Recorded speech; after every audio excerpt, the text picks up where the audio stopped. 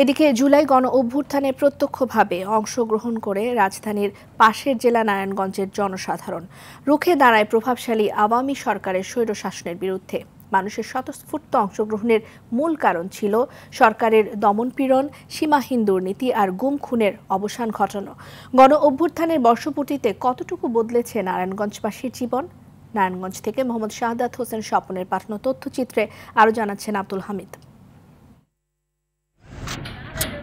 হাঁটছেন খুঁড়িয়ে খুঁড়িয়ে, লাঠি ছাড়া চলাফেরার শক্তিটুকুও হারিয়েছেন। বলছি নারায়ণগঞ্জের সিদ্ধিরগঞ্জ থানার মুক্তিনগর এলাকার বাসিন্দা রুহুল আমিনের কথা। 2024 সালের 20 জুলাই ঢাকা চট্টগ্রাম মহাসড়কের শিমরেল মোড় এলাকায় ছেলের সঙ্গে স্বৈরাচার পতনের আন্দোলনে অংশ নিয়ে গুলিবিদ্ধ হন রুহুল আমিন। ডান পায়ের হাঁটুর হাড় ভেঙে যাওয়ায় 2 দফা করা হয়েছে অস্ত্রোপচার।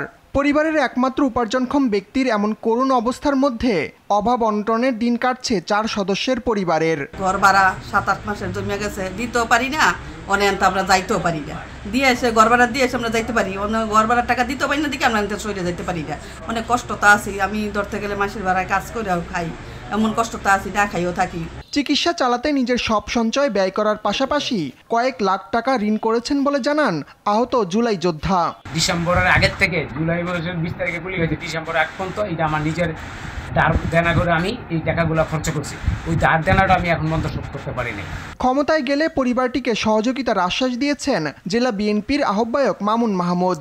তাদের আর্থিক দিক বিবেচনা করে ওই পরিবারে যদি কর্মক্ষম কোনো কেউ থাকে তাহলে তাদেরকে চাকরির ব্যবস্থা করার মধ্যে দিয়ে উপার্জনের একটি ব্যবস্থা করে দেওয়া চিন্তাভাবনা বাংলাদেশ জাতীয়তাবাদী দলের রয়েছে।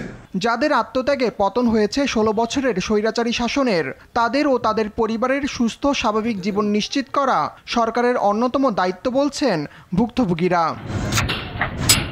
আব্দুল হামিদ, RTV।